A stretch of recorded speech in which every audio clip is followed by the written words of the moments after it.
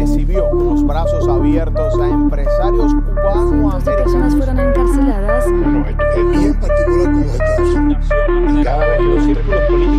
¿Qué harías si te dijera que uno de los políticos cubanoamericanos ha estado trabajando secretamente para la dictadura cubana, que ha usado su posición en el Congreso estadounidense para beneficiar al régimen cubano que tanto oprime a su pueblo? Hoy vamos a desentrañar la historia de Joe García, el excongresista que pasó de ser el protegido de Jorge Mas Canosa a convertirse en el mejor aliado que la dictadura cubana ha tenido en Washington. Una historia de traición, de supuesta corrupción, pero sí, lo que estamos seguros es de muchísimo cinismo que demuestra hasta qué punto el poder puede corromper incluso a quienes supuestamente luchan por la libertad. Yo soy Darwin Santana y este es el mundo de Darwin, así que prepárense para conocer la verdad sobre una de las traiciones más grandes que ha sucedido en el exilio cubano.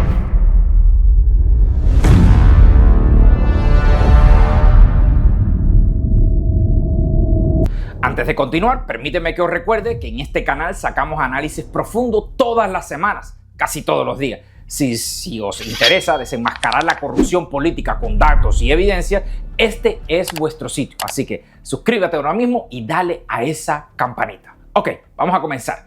Para entender la magnitud de esta traición, necesitamos empezar por el principio. Joe García nació en Miami Beach en 1963, hijo de exiliados cubanos que habían huido de la dictadura de los Castro.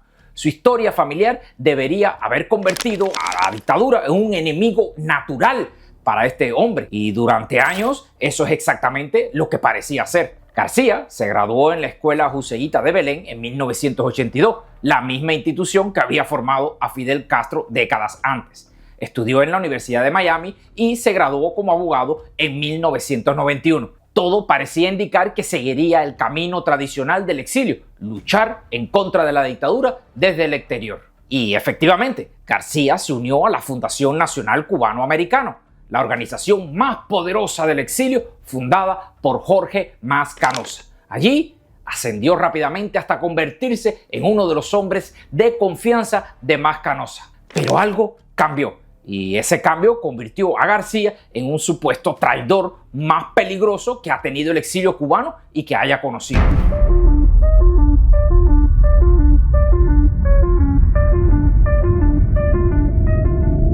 Joe García se une a esta fundación en los años 90 y rápidamente llamó la atención de Mas Canosa. Era joven, inteligente, hablaba perfectamente inglés y español y tenía la formación legal necesaria para navegar el complejo mundo de la política estadounidense. Mas Canosa lo tomó bajo su ala y García viajó por el mundo representando la Fundación Nacional Cubano-Americana, procesando solicitudes de refugio para cubanos y construyendo una red de contactos internacionales. Llegó a procesar más de 10.000 casos de refugiados cubanos en 17 países diferentes. Yo nunca le pregunté a alguien qué es lo que había hecho antes, si habían violado la ley. Eso le corresponde a otro. Yo no soy fiscal, declaró García años después. Una frase que adquiere un significado muy diferente con el tiempo. Cuando Mas Canosa murió en 1997, García era considerado uno de los herederos políticos. Tenía todas las credenciales del exilio tradicional. Familia de refugiados, educación en instituciones norteamericanas y, por supuesto, experiencia en la Fundación Nacional Cubano-Americana y un discurso aparentemente firme contra la dictadura cubana.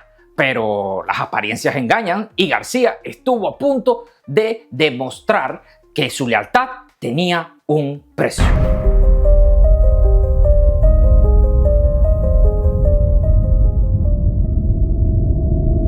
El primer signo que García estaba mal llegó en el 2008, cuando se postuló al Congreso por el Distrito 25 de la Florida. Su oponente era Mario Díaz Balart, un republicano con credenciales sólidas en temas cubanos. García perdió esa elección, pero su campaña reveló algo preocupante. Estaba recibiendo apoyo de sectores que tradicionalmente no apoyaba a candidatos del exilio duro. With America gripped by financial crisis, the FBI has launched an investigation into fraud, misreporting, the millions going to executives at the heart of it all. So Joe Garcia is the last person we should ever send to Washington, because Garcia's attempts to gain favor with Enron's convicted CEO will never be forgotten by the millions who lost jobs, retirements, everything. Aren't we hurting enough? Enron Joe has gotta go. I'm Mario Diaz-Balart, and I approve this message. En 2010 volvió a postularse, esta vez en contra de David Rivera. De nuevo perdió, pero su discurso había cambiado sutilmente. Comenzó a hablar de diálogo, de engagement con Cuba. Muy cómodo con la gestión que hemos hecho. Si es ayudando a los venezolanos con sus problemas migratorios o con el tema de los bolivarianos y el gobierno de Venezuela. Es ayudando a los cubanos americanos para asegurarnos que hayan viajes y que puedan ver a su familia, apoyar a la disidencia. Pero fue en el 2012 cuando García finalmente logró llegar al Congreso, derrotando a Rivera en una elección marcada por escándalos. Y una vez en Washington, su verdadera naturaleza comenzó a revelarse. El primer acto de traición, si se le puede llamar así, fue el medicamento cubano. Escuchen esta historia. En el 2013, García hizo algo que ningún congresista cubano-americano había hecho jamás. Propuso que Estados Unidos comprara medicamento a la dictadura cubana. Específicamente, García abogó porque se permitiera la importación del Everpro, un medicamento cubano para la diabetes. Su argumento era humanitario. El medicamento podría provenir 70,000 amputaciones anuales dentro de los Estados Unidos de América. Decisión del congresista federal demócrata Joe García de apoyar una solicitud para que Estados Unidos acepte probar un medicamento contra la diabetes desarrollado en Cuba ha generado polémicas reacciones. Desde Washington, García dijo que esto no es un tema político sino de carácter humano y que no tiene nada que ver con el embargo hacia la isla. Esto no tiene nada que ver con el embargo, esto va a la Oficina de Control de la Moneda, ¿no? A Office of Foreign Assets Control. Pero García sabía perfectamente qué es lo que estaba haciendo. Cada dólar que Estados Unidos pagara por ese medicamento iría directamente a las arcas de la dictadura. Estaba proponiendo que el gobierno estadounidense financiara al régimen que había asesinado y torturado a miles de cubanos. La reacción de sus colegas cubanos americanos fue de inmediato. Ileana Ros, Mario Diaz-Balart lo atacaron duramente. Esta es la primera vez que recuerdo que un congresista cubanoamericano apoya algo que terminará ayudando al régimen de los Castro, declaró Ros Lehtinen. Pero García ni se inmutó. De hecho, dobló la apuesta.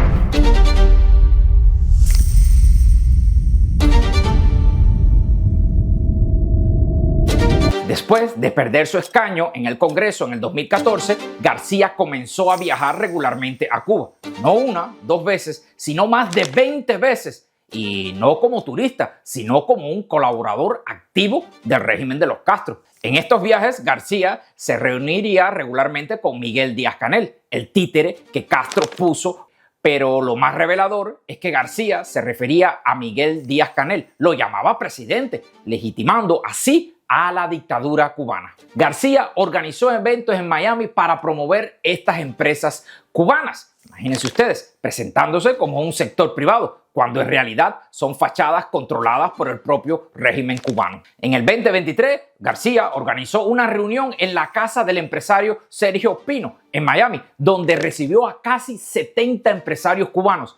El evento fue presentado como un encuentro en el sector privado, pero la realidad es que estos empresarios son testaferros del régimen y agentes de la seguridad del Estado cubano, como se demostró un poco después. La comunidad cubanoamericana cree que una parte esencial de una futura Cuba democrática y próspera incluye un sistema de libre empresa, declaró García.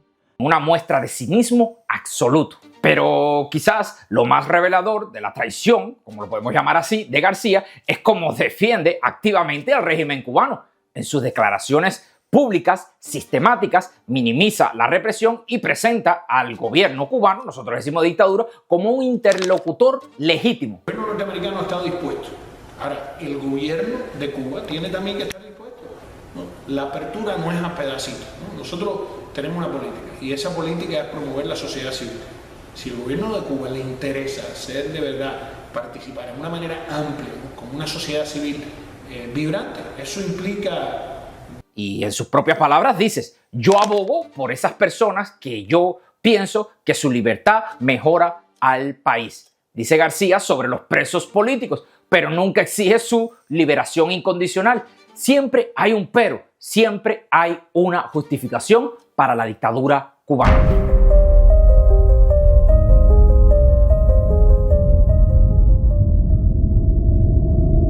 La traición de García no es un acto individual, es parte de una red más amplia de lobby pro-Castro que opera en Washington, financiada en parte por el propio régimen cubano. García trabaja estrechamente con organizaciones como el Cuba Study Group y otros grupos que promueven el engagement con la dictadura cubana. Estas organizaciones, que se presentan como think tanks independientes, en realidad funcionan como brazos de propaganda del régimen castrista. En el 2021, García se registró oficialmente como cabildero para el gobierno de Etiopía. Esto es revelador porque muestra cómo García ha convertido su influencia política en su negocio, vendiendo sus servicios al mejor postor. Pero sus actividades de cabildeo van mucho más allá de lo que declara oficialmente. García funciona como un cabildero no registrado para los intereses de la dictadura cubana, utilizando sus contactos en Washington para promover políticas favorables al régimen cubano. Es el caballo de Troya perfecto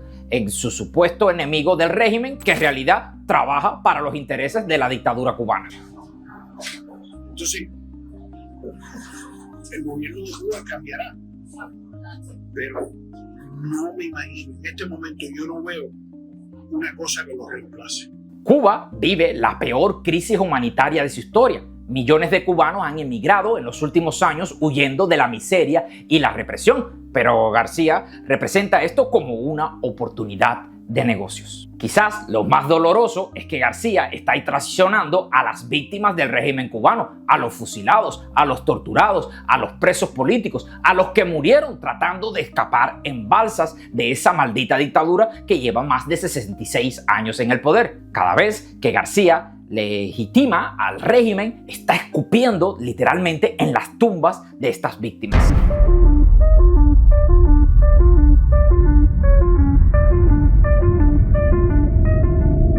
En el 2025, García ha adoptado una nueva estrategia que representa el colmo del cinismo: convertirse en el defensor público de los esbirros de la dictadura cubana que han llegado a los Estados Unidos de América. García publicó un artículo en Cibercuba titulado "Investiguemos entonces a todos", donde atacó frontalmente a los esfuerzos para identificar y deportar a los represores cubanos que se han infiltrado dentro del exilio. En este artículo no solo defiende a los represores, sino que tiene la desfachatez de comparar su situación con la de los refugiados políticos legítimos. ¿Por qué aplicar un estándar judicial diferente a un fiscal en Holguín que a un piloto de combate que dejó tras de sí un rastro de muerte?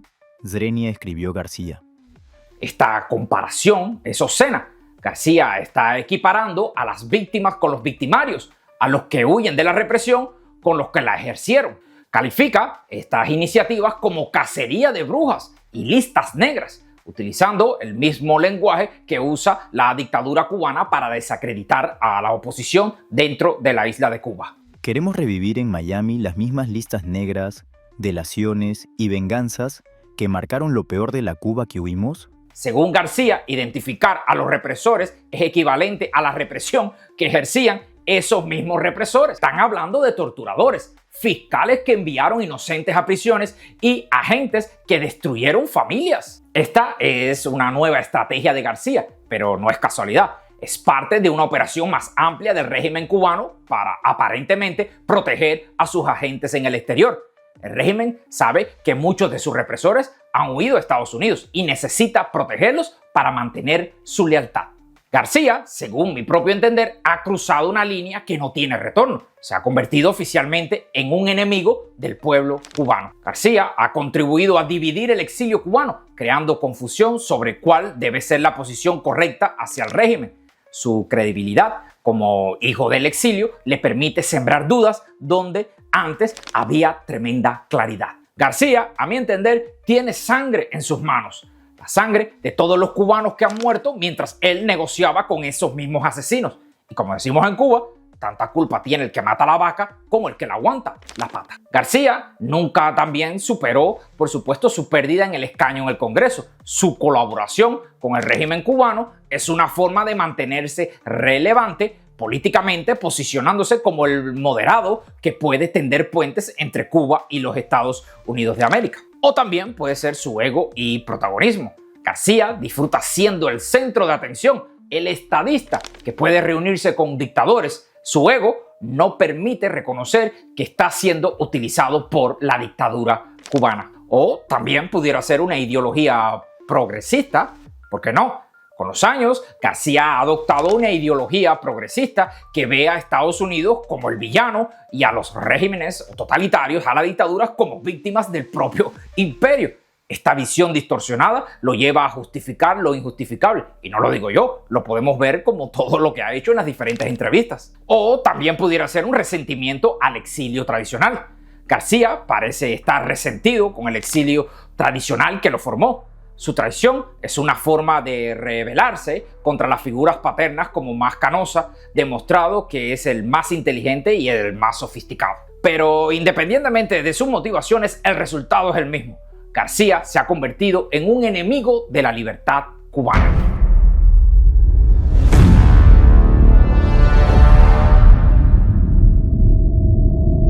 Los traidores del exilio cubano suelen seguir un patrón similar. Comienzan con credenciales impecables en el exilio, asciende rápidamente en organizaciones tradicionales, gradualmente adoptan posiciones moderadas, comienzan a beneficiarse económicamente de estas posiciones y después terminan colaborando abiertamente con la dictadura de los Castros. Todos estos traidores desarrollan elaboradas racionalizaciones para justificar su traición, como por ejemplo García, según opino yo, habla de ayudar al pueblo cubano, tender puentes, ser pragmático, pero al final todas son excusas para colaborar con la dictadura cubana. Y todo esto lleva a un daño duradero. Crean precedentes, confunden a la opinión pública y facilitan camino para futuros traidores. Pero quizás la respuesta más importante viene del propio pueblo cubano en la isla. Los jóvenes que protestaron el 11J, los que siguen resistiendo, han rechazado claramente cualquier forma de diálogo con sus opresores. Ellos entienden lo que García no quiere entender, que no se puede negociar con quienes te tienen la bota en el cuello. ¿Y qué opina usted? ¿Cree que Joe García es un traidor o simplemente un político pragmático?